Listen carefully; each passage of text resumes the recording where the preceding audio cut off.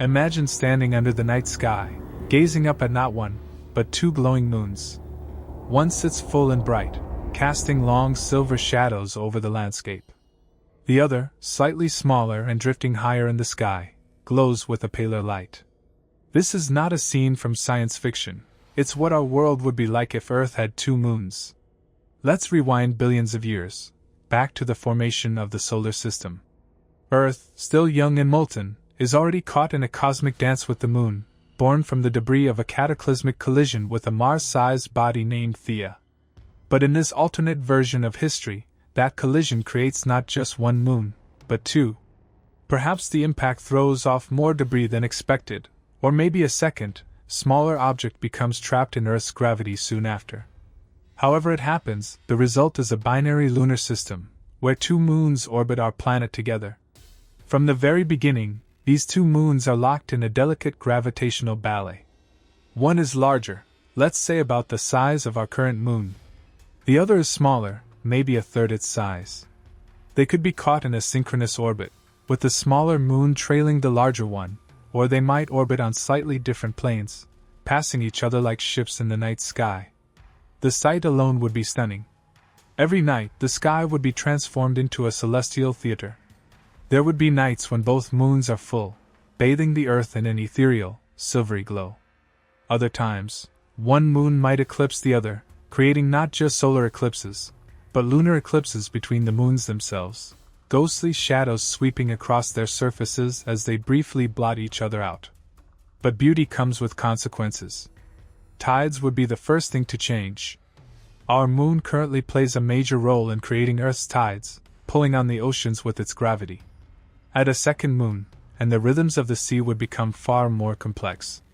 Depending on their relative positions, the two moons could either amplify the tides together, creating massive, powerful surges, or cancel each other out, leaving oddly still waters.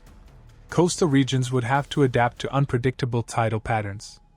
Entire ecosystems might evolve differently, shaped by this constantly shifting pull. And then there's the sky. The moon plays a key role in regulating the tilt of Earth's axis. It helps keep our seasons relatively stable.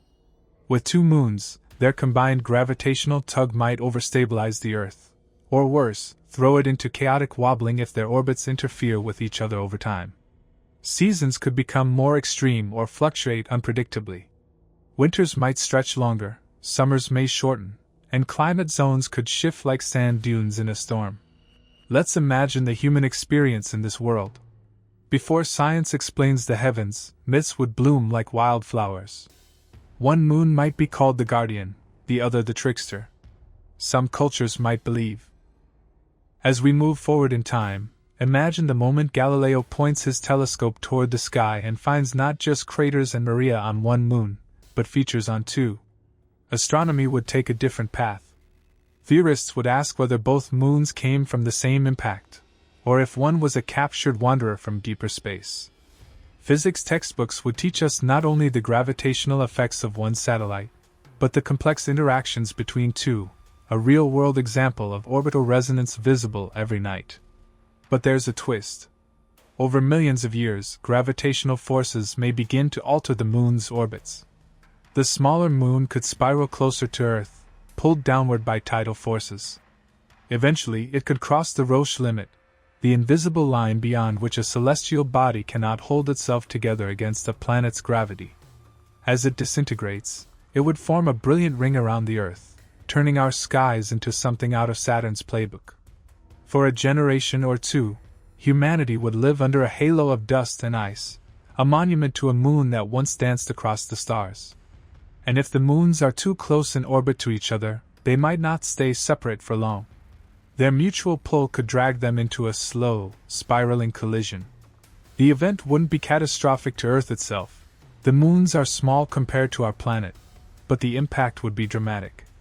A glowing fireball would erupt in the sky, raining debris into orbit, or even down onto the surface.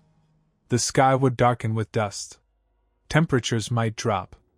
Life on Earth could be affected for decades. But eventually, the debris would settle into a single, larger moon once again. The double moon era would end in a blaze of cosmic violence. But let's say the two moons survive. For thousands of years they coexist.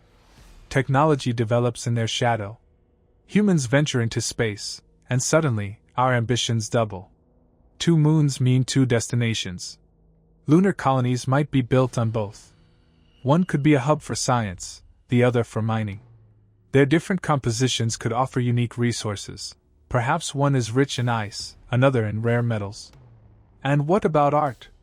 Imagine the poetry, the paintings, the music inspired by twin moons.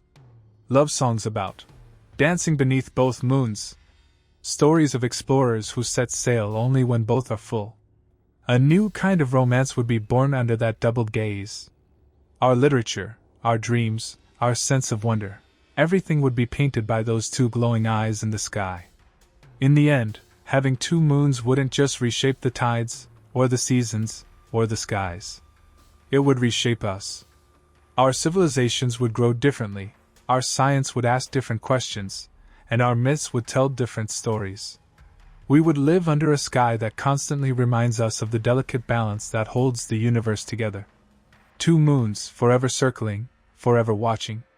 A silent duet in the heavens, shaping the earth not just from above, but from within.